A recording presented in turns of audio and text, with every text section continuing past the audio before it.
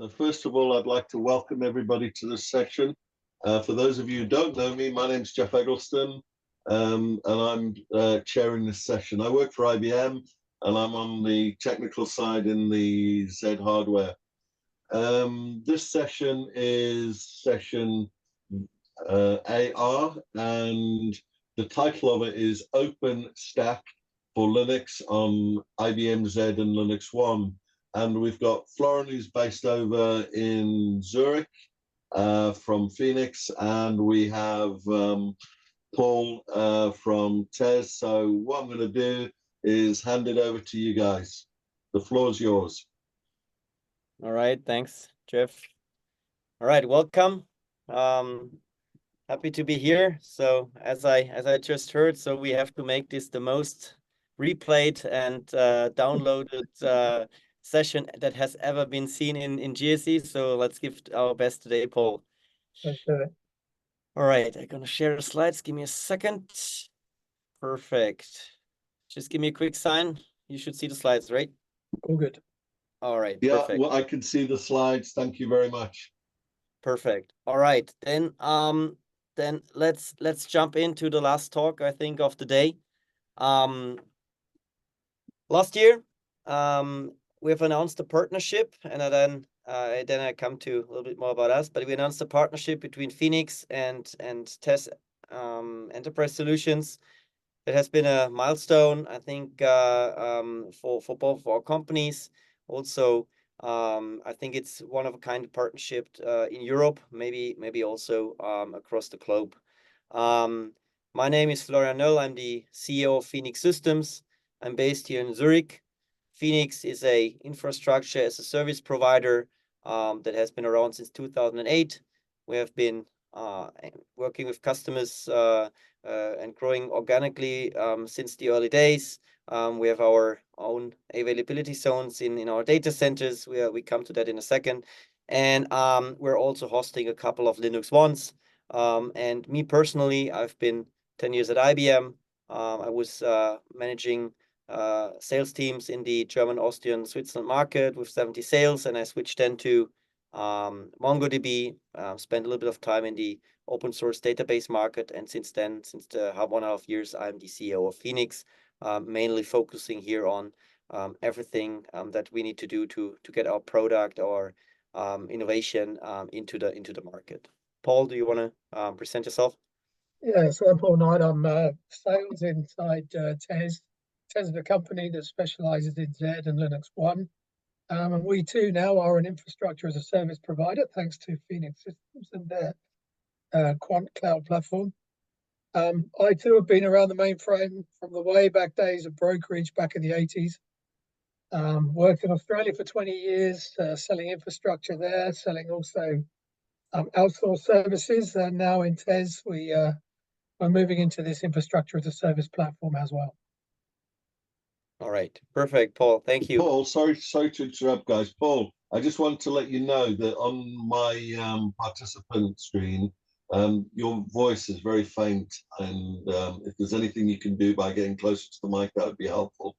Okay, I'll do that. Yep. Cheers. All right, perfect. So what's the agenda today? We'll talk about sovereign cloud and sovereign AI. It's something that is a hot topic at the moment. We hope to give you some good insights into that. We talk about some use cases with regards to OpenStack and LinuxONE and the mainframe, and how we tackle this from a cloud provider perspective with our customers. There is the architecture that we'll have a look. We will come to that like in the middle of the session, where we'll look more about the individual architecture on how we run the OpenStack implementation on the LinuxONE. And we'll have a quick demo where we're deploying a virtual machine, so you can see how easily that can be done for your mainframe environment. And as you all are expecting it, it's the mainframe that we're basically working on since 2018. We started with C14, C01, then had a C15S, and in the meantime we have two big C16 Emperors here in Switzerland. And on the UK side, there is also a couple of C14, C15s that are with TES in their data centers. So to give some context, and I think this is very important nowadays to understand where is the market heading and why we're moving forward also with technologies like LinuxONE in this context, is to give a little bit of insights about what is a sovereign cloud and why is this important as of right now. Now, from a Switzerland perspective, and that counts most likely, and Paul will give some insights into that also for the UK, there is a big discussion about digital sovereignty. And as you can see, there is a potato in the background, and this picture is from the lead strategy head from the governmental entity that is serving all the government departments. They are talking about, do we have to import our potatoes or do we grow our own potatoes? It's a pretty big discussion, as you know, through economic challenges where we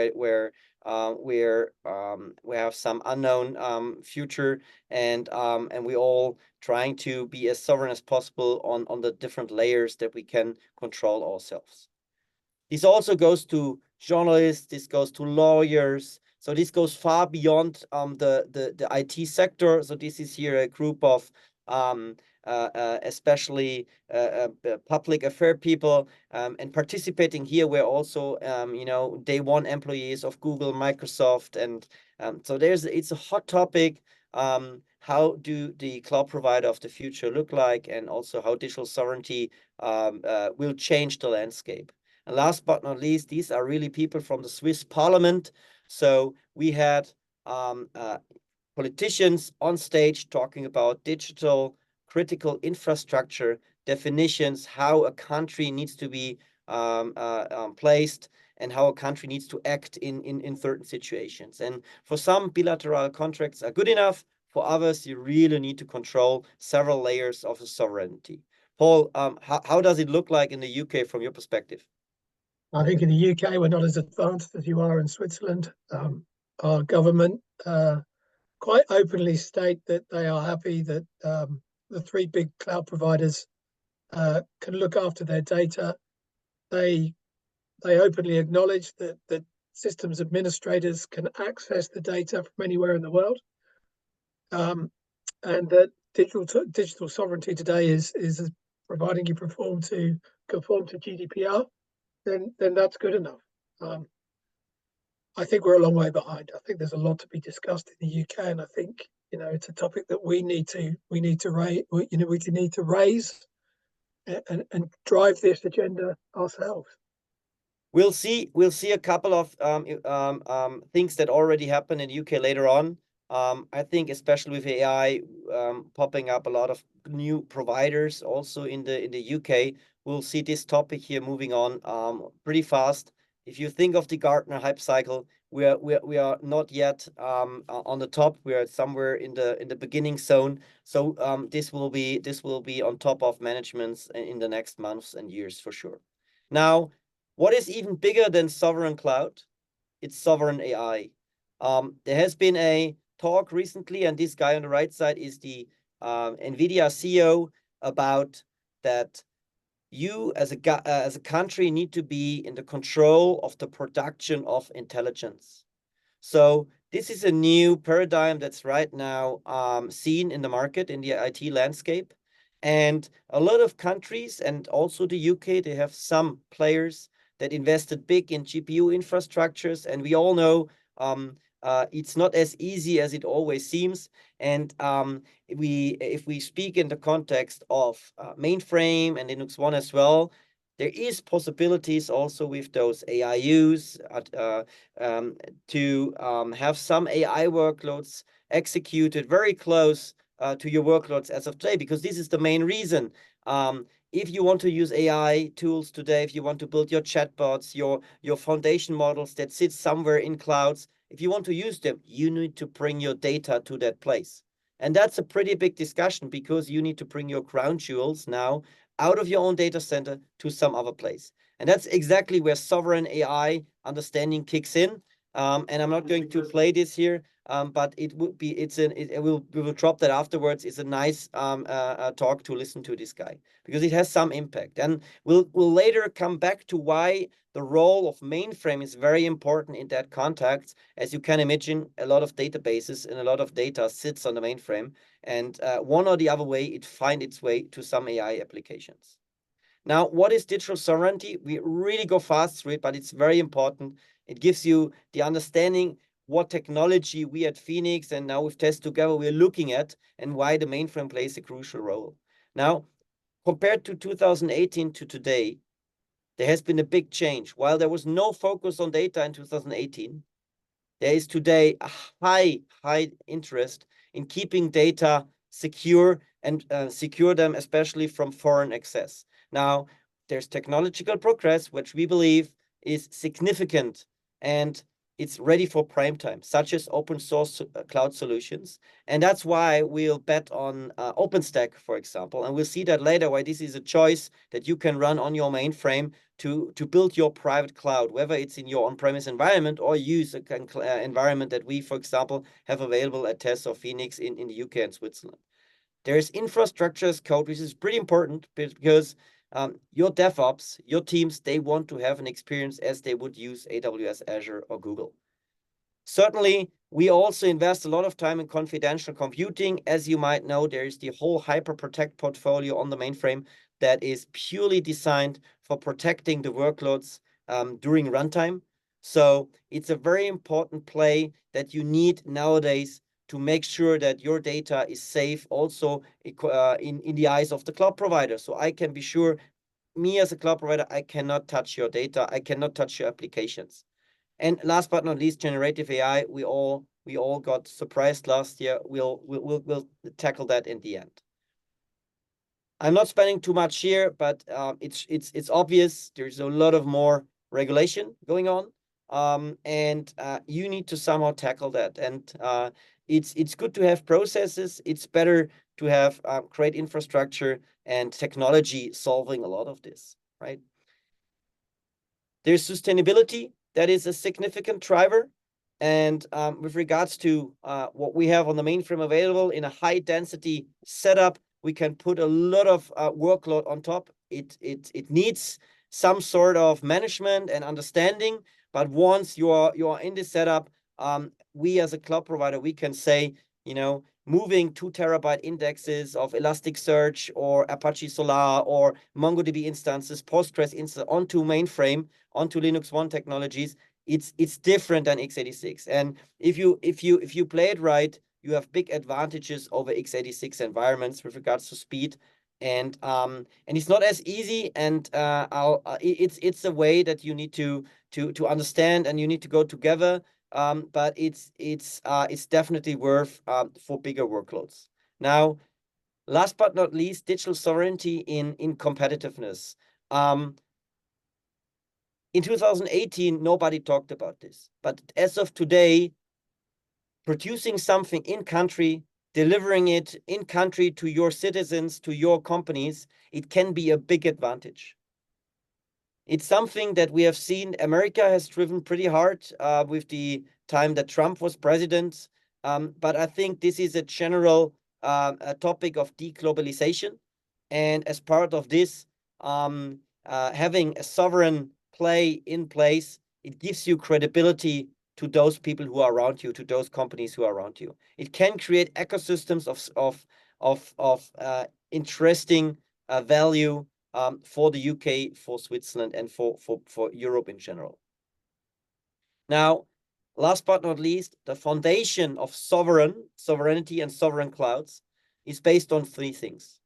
It's the data sovereignty, which clearly you can also get by saying there is a big 3 cloud provider like Azure having a data center in London, but it's still a US company. There is technological sovereignty, which means you have control about the software, the hardware, and the connectivity. So what I mean by that, you're not relying to any licenses. So you're truly open source. It's very important to avoid vendor logins. And then there's the operational sovereignty, to have people only in the country where you're serving out to your customers. There's no chance you can be sovereign if there's any service level layers or second level support out of India or out of other places. This is something very important, and it's important for those situations where you have crisis. So if all the people around. So if these three things are really flagged and have a green tag, then you can speak about digital sovereignty. All right, that's about why we are all doing this and why the mainframe has its role inside this whole business that we have built together with Tess and that we're serving our customers. Now, let's go to the topic of this call in detail about more technology side and how we address this with OpenStack and the mainframe. We call this Kvant Cloud. That's the naming of the whole solution. Kvant is an engineered OpenStack platform on top of x86, and in parallel or on the same level, the LinuxONE. Now, as of today, in Switzerland, we have 4 availability zones. There's 2 regions in Zurich and in Basel. In the UK, in TESS, we have 2 data centers in London and Liverpool. So we have 2 availability zones as well. Everything that is going to be deployed can be deployed via infrastructure as code. So OpenStack enables us to run Terraform, enables us to use those OpenStack services that we have deployed. There's roughly 15 services that you can use. And the whole platform behaves like you would expect to deploy VMs, like you would expect it from a public cloud provider. It's 100% open source, which makes it very affordable. So there's no license cost. We as a cloud provider need to pull forward to you as a customer. On the other hand, it also gives us very powerful control over what we're doing here. Now, the teams that we have in place today are all located in Switzerland or the UK. In this case here, what you see here on the slides are mainly right now those from Switzerland, but they apply 100% the same to the UK. We have our team here from cloud engineers, from all the first, second, third level support, and we'll also have the consultants here that help you to design your landing zone, your virtual private cloud on the mainframe. Now, what you see here on the right side is basically the overview of the possibilities that you can work with that platform. We also have 100% automated and integrated the IBM HyperProtect confidential computing instances into this platform. And on the right side, you also see the AI cloud. I'll come to that at the end. Bear with me. I think that's very, very interesting what we're doing here and what the role is of the mainframe.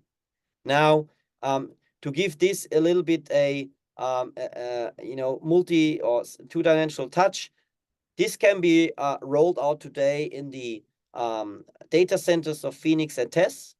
However, everything that is available on the mainframe, like building the OpenStack environment, can also be built in a customer's on-premise location. So if you own your own LinuxONE or your C16, you have your IFLs ready, we can easily reproduce this setup. Everything is fully automated, and whether it's a independent region or then can connect to the Kvant Cloud at TESS and Phoenix, that can be is on choice of the customer side. So it's a pretty powerful setup. It's engineered over 3 years, and we are very open to discuss any private cloud deployments on a customer side. Now, I'm not going to too much detail on this chart here because it's pretty busy, but it gives you the overview of the full cycle that the mainframe and the Kvant Cloud enables you. Very important here is we as a cloud provider, we flag the mainframe as a very sustainable platform. So our way to have the offerings aligned to the customer's demands is that we bring here only workloads that come from the perspective of sustainable computing. So it doesn't make sense to start pretty small here on this LinuxONE, as we all know. But if you have the right size of a database of a application that has, I don't know, 200,000-300,000 transactions per day, and you need a powerful machine, then this is absolutely the perfect location to host your workload. We have seen that with big database, open source databases. We have seen that with search engines. I would basically say these two are pretty much the best drivers, and then all the applications around. Now, the beauty with OpenStack, and I think that's one of the magic things, is here it runs in the same it runs both technologies, LinuxONE as well as x86. I'm not sure, Paul, how have you seen that in the past in the UK, but there's always a combination of two technologies. We should no longer speak about migrating everything away from one to the other side. It's both technologies that go hand in hand, and let the customer at the end of decide, or let the automation decide where your workload is going for the best price and the best SLA, right? Agreed. You've also forgot to mention GPUs in that scenario as well. Absolutely. So the GPUs inside the mainframe, it can be, I would say, for the low-level GPU task that you would expect today, a very, very powerful advancement. However, you can be assured, I mean, 90% of all AI tasks today are CPU based. Even the IFLs are pretty powerful for a lot of things. It's just about how you could use them, right? Now, all right. I think that's more on the business part. Let's get a little bit more deep into the technology. And what you see here is today's Kvant cloud architecture. I'm zooming in a second, but what you see here is the Switzerland setup with 3 availability zones that we have today, where we have placed a LinuxONE environment. So it's 3 independent data centers where those machines or those availability zones work together. Through the OpenStack, they all are seamlessly connected in one network at the end of the day. So customer can then have their virtual private cloud across those availability zones, and then basically design it, their own patterns of how they want to run their workloads in HA, in DR mode, whatever, right? Now, if I zoom in, what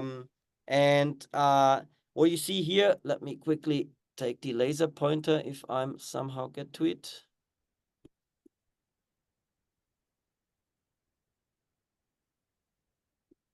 All right, you should see my laser pointer. So what you see here is a classic OpenStack setup. Here's the LinuxONE, that's our C16. Here's another C16, here's another C16. Those are 3 availability zones. This is kind of our main availability zone, which is pretty big, a little bit bigger. It's very in Switzerland. We have here certain hyperscaler capabilities, and also other big cloud providers are next to us in the same building. And we have here the LinuxONEs. We have next to it some couple thousand Lenovo servers. We have here 2 types of HSMs. We are heavily using the IBM Crypto Express 8S, 7S. But on the other hand, we also have a local HSM provider, which is pretty important here because it's a Swiss one, serving some special, banking workloads. Now, in the bottom, you'll see the storage. So there is its own persistence layer. Basically, storage is fully decoupled from the hypervisors. We're at the moment relying 100% on Flash System 9500. I have a couple of petabytes over there. And then there is the connection through Procade switches. So we have basically our fiber channel based persistence layer where all the states are saved. So if you ramp up a VM, whether it's on the mainframe or on the LinuxONE, the state itself always sits here on the persistence layer. At the end of the day, this gives us, from a user perspective, if a user comes up with a new OpenStack project here on the top, which basically translates to a virtual private cloud, as you know it from a public cloud provider, you'll get some resources. Let's assume you get 2 IFLs, 4 IFLs, you get 64, 128 gigabyte of memory, you get 2 terabyte of storage. And then basically what this is gives you the resources you have available. You can do your own over provisioning. You can deploy as much VMs as you want. The flavors are starting at 1 IFL. You can or you can have flavors of the VMs with 4 IFLs. So it really depends on what you're doing. You can shut down the VMs anytime you want. The resources go back to your resource pool, and then you can distribute again to other VMs. Here, this part, this is the OpenStack specific part. Not sure I can zoom in. It's the different OpenStack services that we have deployed. As you can see here, for example, Nova, Neutron for the network, Nova for deploying the VMs, Keystone placement. So, and as you can also see here on the other availability zones, not all services are deployed. Only those where we need high availability. But in general, all the services are being deployed as the master in our environment on the mainframe, so on the LinuxONE. And that's special because this gives us a very high reliability on all of the services and it takes away a lot of the pains that we had before purely deploying them on x86. I think it's very special that we have all those master nodes on the mainframe, and basically from there execute all the instances, all the projects for the customers. All right, let's get into a short demo. Let me quickly stop sharing here. Let me go back here. Yeah, just to let you know, we have no questions at the moment. So again, I'm encouraging people, any questions, please put them in the chat. Perfect. Can you see my screen? We can see your screen, Kvant dashboard. So yeah. So what you see here is the Kvant dashboard. I'm behind VPN right now. Let's log in. You get here. That's also the view you get without VPN. Give me a second. I need to put in the authorization code here. Oh, did type. Give me a second. Need to wait. All right. Now, what you see here now, it's a key cloak that sits on top of the OpenStack. And now you're logged in. Now this is basically a OpenStack project that is assigned to my user. I have basically a dashboard here. It's pretty much standard OpenStack. There's no need to do any fancy stuff here. The power users will agree with me. They will at the end of the day only use the APIs here at the end of the day. So you'll have here the APIs to deploy via Terraform, your VMs, your network, all of this stuff. Now, we're not going into each and every detail today, but what I want to show you today is deploying a instance. Looking here, basically, we have the opportunity to launch an instance. We say this is an S390X Ubuntu, for example. Then we pick our availability zone. This is each mainframe has its own availability zone due to the design of how you would need to set up OpenStack based on top of the LPARs. So basically, we pick here one of the C16s. We'll pick our flavor that we want to deploy. For example, in Ubuntu, you could also use a Red Hat. Let's pick the Ubuntu over here. Click. Before you move off that screen, Florian, point out there's a HyperProtect container there as well. Yeah, I mean, there's also HyperProtect, absolutely. So we could also deploy a HyperProtect container. The only thing that we need to add then is some special script which injects the host key of the machine to it as well, for those who are familiar with HyperProtect. But I'll come to that in a second with HyperProtect. We have to pick a flavor.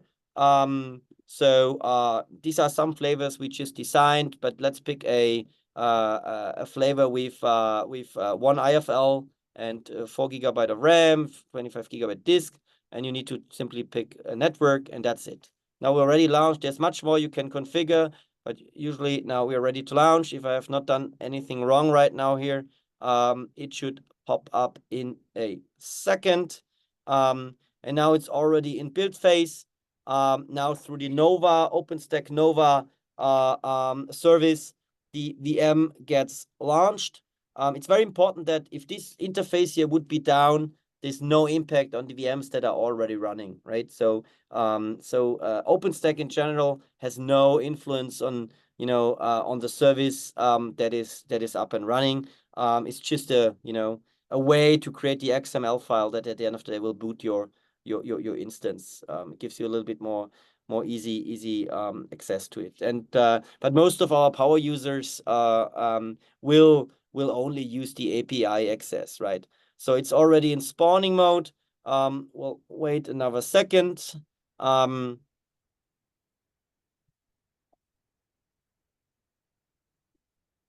now it's already active. So what you can see now, this new LinuxONE, this new instance is deployed on a LinuxONE C16. I can go also in here.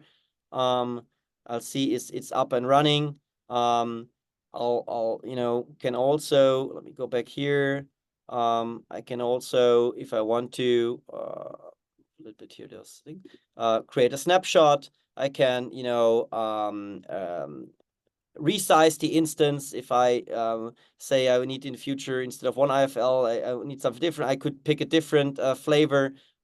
So everything is possible, basically. I also could, you know, do a you know, snapshot. I could have ramped up the VM from that snapshot. You can upload your images here, which you curate your own on yourself. You just put that in here. But that's then very standard OpenStack stuff. I think the most important thing here is we could also ramp up an instance on x86 at the same time. So this was now main LinuxONE. We could also go in here and ramp up an x86 instance at the same time out of the same environment. I think that's very important because very often you see one or the other environment, and I think here we can really go for, if I've not done anything wrong now, here we can also see a x86 instance ramping up in our lubfig1 zone.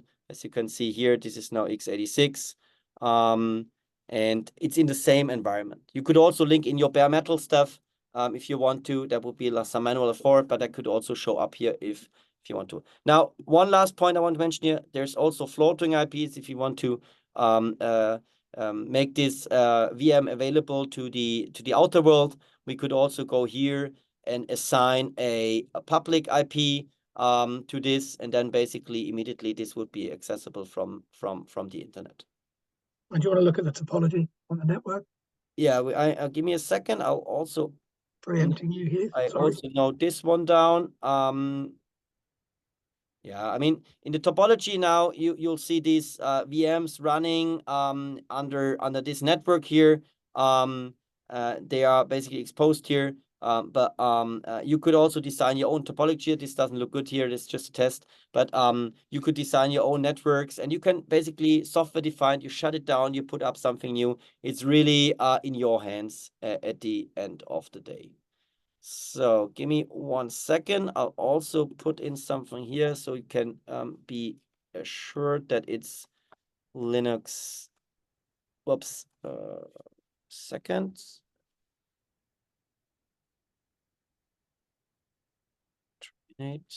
Second, I'm open up a terminal so you can also look at the instance that we just created.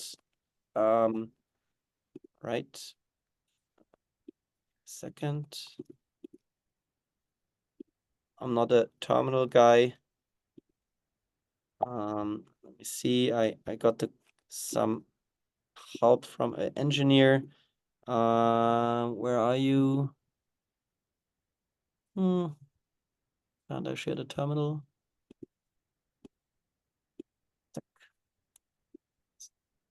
Okay, can't share the terminal. Somehow I can't see it. Okay, can you see my terminal here?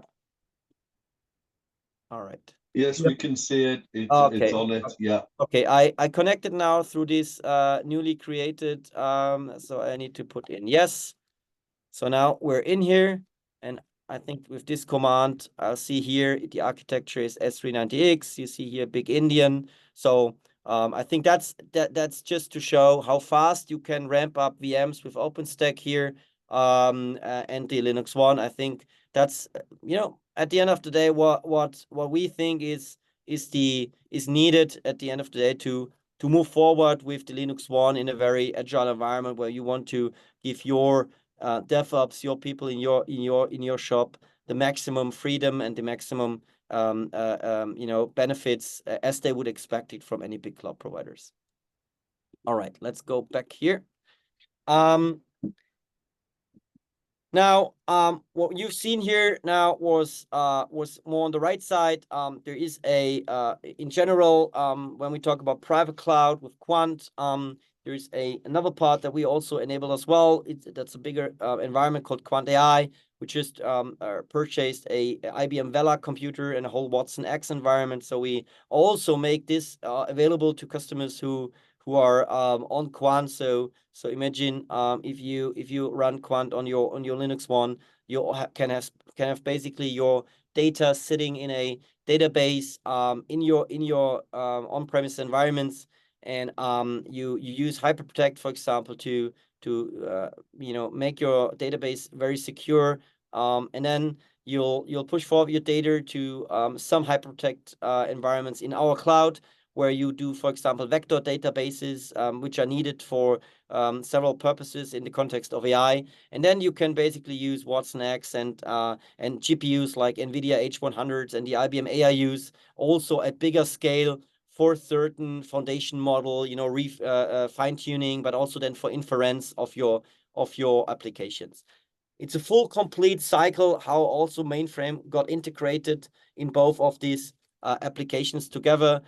So reach out to Paul or myself if that could be a very interesting setup for you to look at and how the mainframe plays a crucial role in all of this.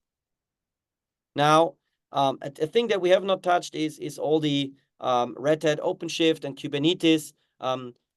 It's very, I would say, straightforward. We can also deploy any type of, commercial Red Hat OpenShift with Red Hat on these environments. As you know, there's some restrictions to mainframe and regarding the master node, but we also deployed master nodes on mainframe. We worked with IBM. We have deployed for customers mixed environments. So at the end of the day, the OpenStack allows you to mix and match and put where you need your environment to fulfill your SLAs. And we can have it as fully managed, which means that you have a shared master node, or you can have your dedicated master node, which is basically the choice of most customers because they want to have their containerized environments under their virtual private cloud. Now, to finish on that, to give you the last context on the AI cloud, because it's a topic that we all have to tackle at the moment, is how do we get to AI and what's the role of the mainframe? Do I now have to extract all my data to the cloud and this kind of stuff? We said clearly not. We're living in this multi-cloud world, but how do we define AI cloud?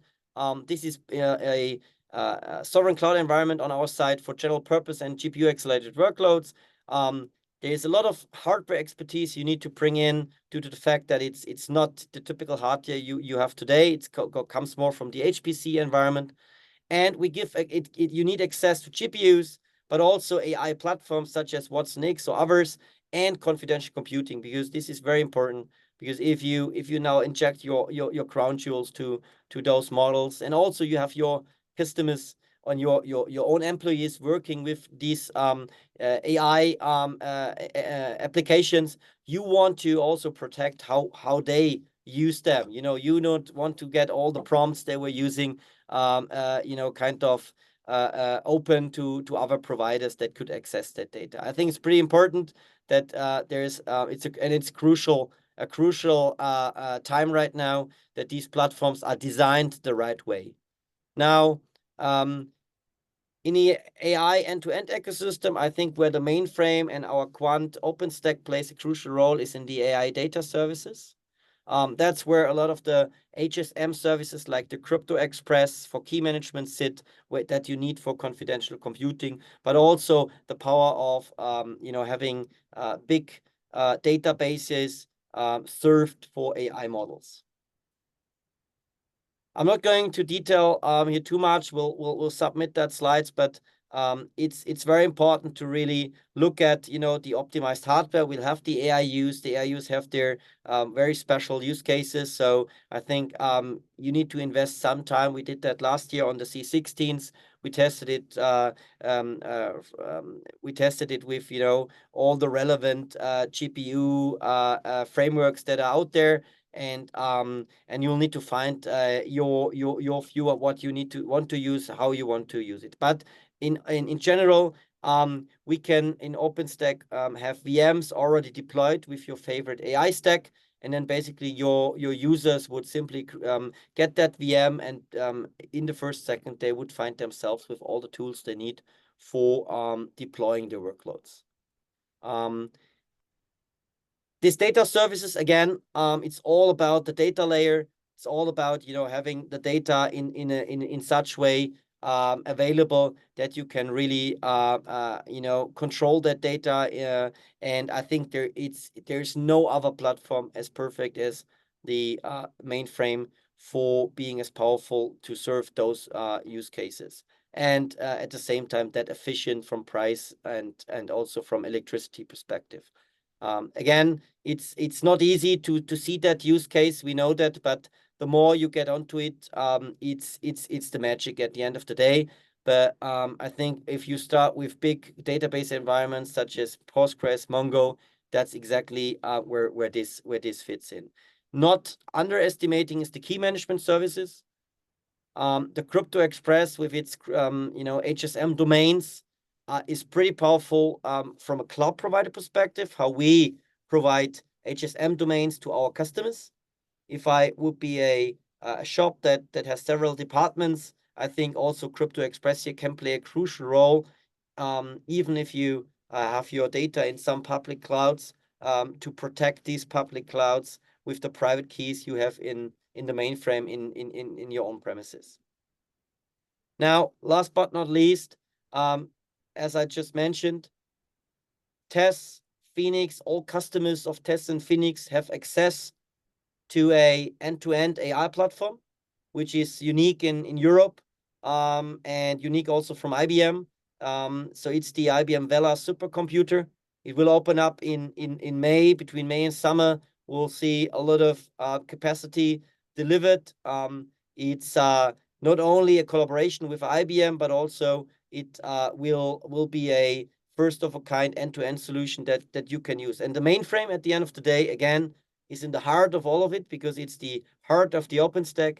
It will be used as the confidential computing unit to serve all of what the AI workloads need to be secure as possible. And customers can be assured that their AI workloads will not, leave that system, or we have access to it.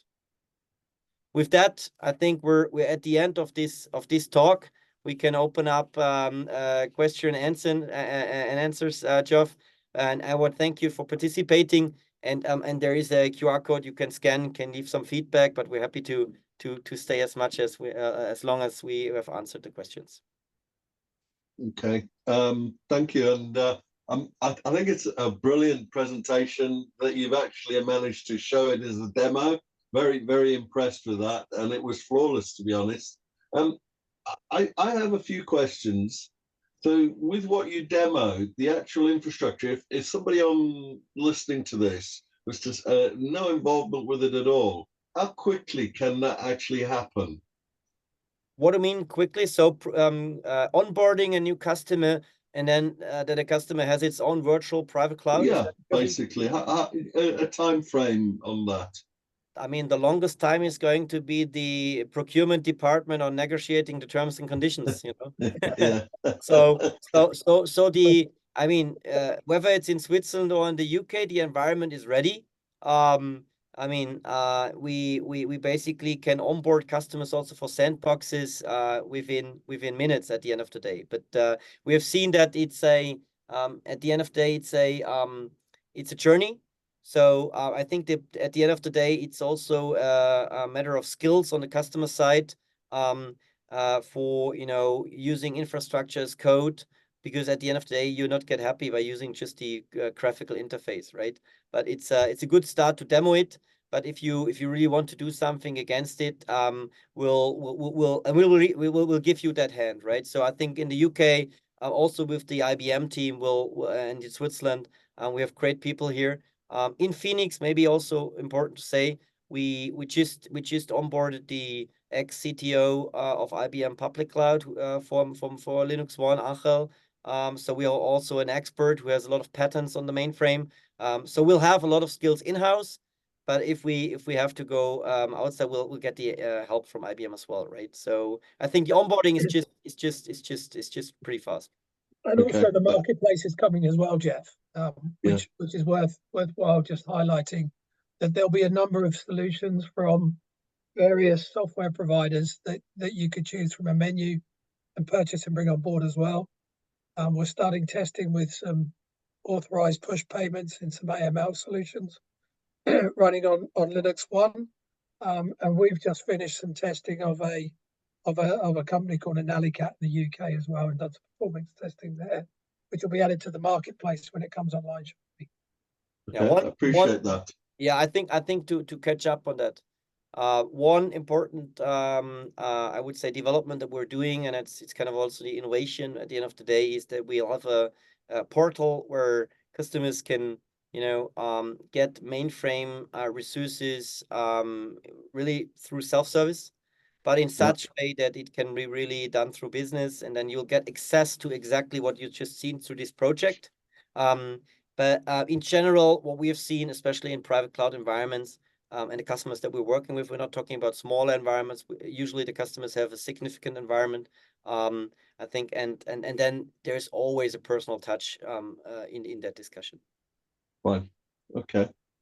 I appreciate it. There's while we've been talking, there's no questions. So I'm going to assume that there's going to be no further questions. But whilst I'm going to give it a few more seconds, see if anybody does have any questions. But one ask I do have is, on the agenda, your presentation is not on the the detail. My ask is so that people could actually get it, and obviously it'll have the contact details on where to go. If you could put a presentation on there, that'd be really good, please. And then people will have your details. I'll upload it and add a slide with the details. Yeah. Absolutely. And if you have any problems with that, just reach out to me. I'll happily do it. If you have any issues, I'll happily do it if you send me the presentation. Absolutely. And maybe I can also give some final comments here. Please do. Phoenix runs LinuxONE since 2018. We run mainly bigger databases on it, cloud native databases. There is a I would say sweet spot for databases that have indexes that go beyond a terabyte, where you can really use the memory and the power of the LinuxONE instead of going through multiple x86 servers and then rely on a good network, and then very fast it can be very expensive, and the maintenance overhead is big. So that was the original setup how LinuxONE also came to Phoenix, actually. And then in the meantime, we built a significant business and an offering for HSMs, where we working with digital asset providers, crypto banks, and securing their private keys, whether it's Bitcoin or whether it's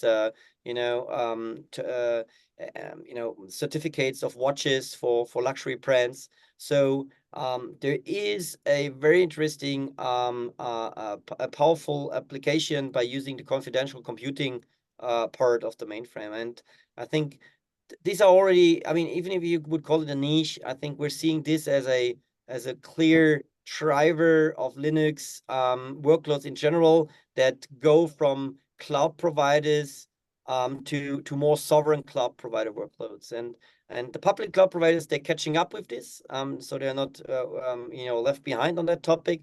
But at the end of the day, there's a lot of restrictions if you do confidential computing. There's no more powerful marketplaces like you would expect, like the GCP marketplace or AWS marketplace, because I mean you kind of you have your Fort Knox of your workload, right? So there's no more external access from people that can manage it, and I think there is a paradigm shift, and we'll see that more and more coming. Our projection is that confidential computing will be very significant. Yes, it needs to be made very much more easy to be used. I think with OpenStack, we've done a big step by putting away the pain.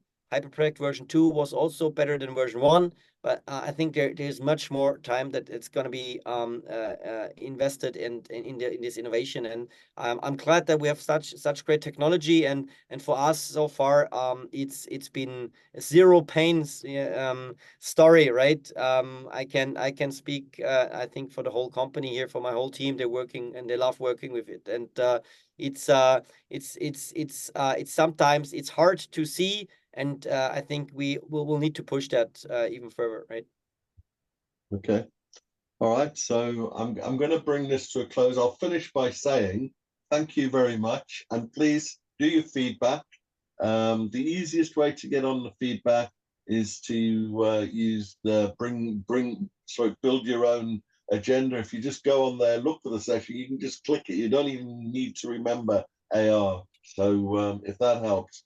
So I'm going to terminate this and say once again, thank you very much and have a good afternoon. And I appreciate it's been a good call and it's been a good way to end this stream. So thank you very much, guys. Thanks, Jeff. Thank you. Cheers. Bye-bye. Bye-bye.